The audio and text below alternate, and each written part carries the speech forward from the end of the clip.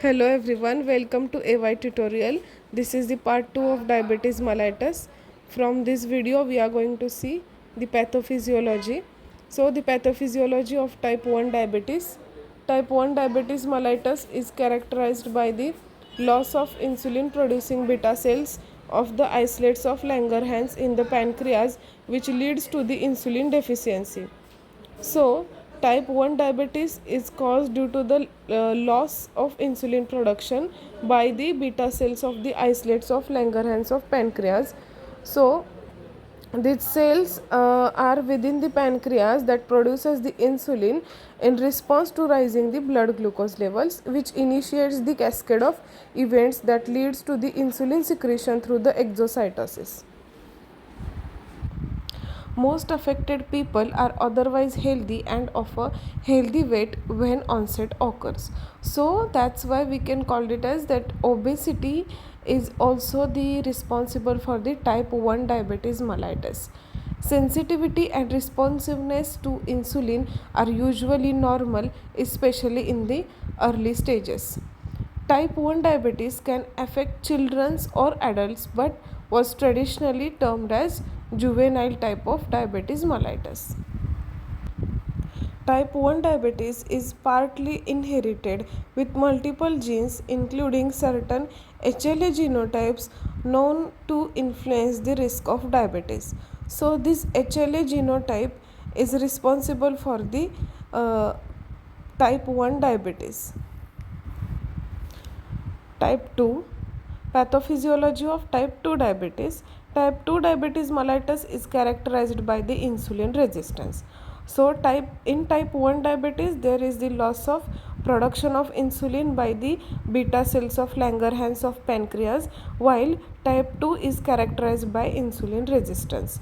The defective responsiveness of the body tissue to insulin is believed to involve the insulin receptor.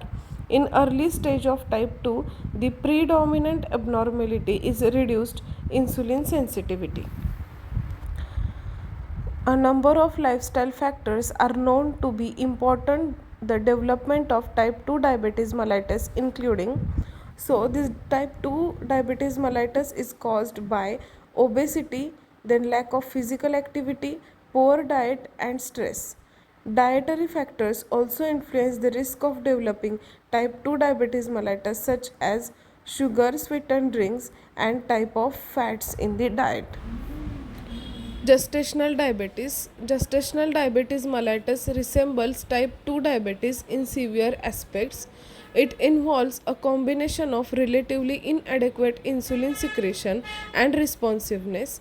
It occurs in about 2 to 10% of all pregnancies and may improve or disappear after delivery.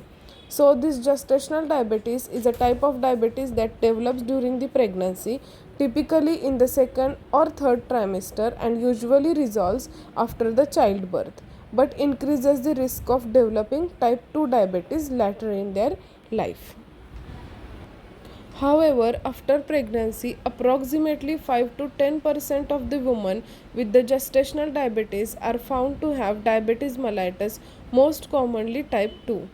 Gestational diabetes is fully treatable but requires careful medical supervision throughout the pregnancy.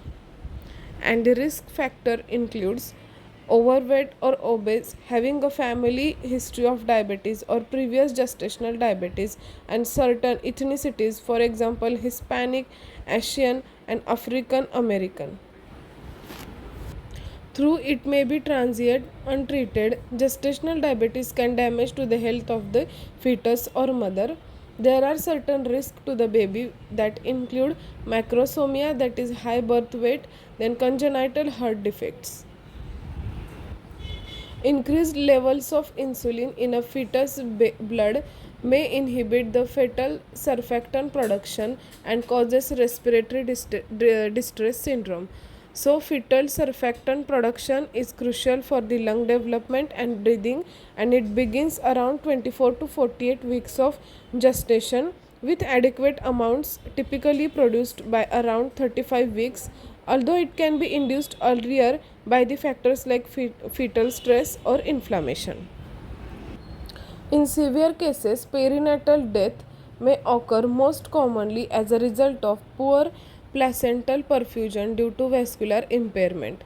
Perinatal death means death before or during the birth after 24 weeks of gestation, and early neonatal death means death within the first 7 days of the life. Labor induction, it may be indicated with the decreased placental function. Oral manifestations and complications, no specific oral lesions associated with the diabetes. However, there are the number of problems by the presence of hyperglycemia. In that, periodontal diseases, macroangiopathy alters the antigenic challenges, alters cell mediated immune responses, and impaired of neutrophil chemotaxis. This periodontitis is the serious gum infection that damages the gums and can destroy the jawbone. It is common but fairly preventable, and treatment includes, it consists of improved dental hygiene. Salivary glands, xerostomia is common but reason is unclear. Xerostomia is nothing but the dry mouth. Then tenderness, pain, and burning sensation of the tongue may cause secondary enlargement of the parotid glands with the silosis. Silosis. Silosis, it is the condition characterized by the painless, non-inflammatory and non-neoplastic enlargement of the major salivary glands, primarily the parotid glands, often associated with underlying systemic conditions like alcoholism, diabetes, or malnutrition. Here we have finished the part 2 of diabetes mellitus. If you like this video, please like, share and subscribe to the AY tutorials. Thank you.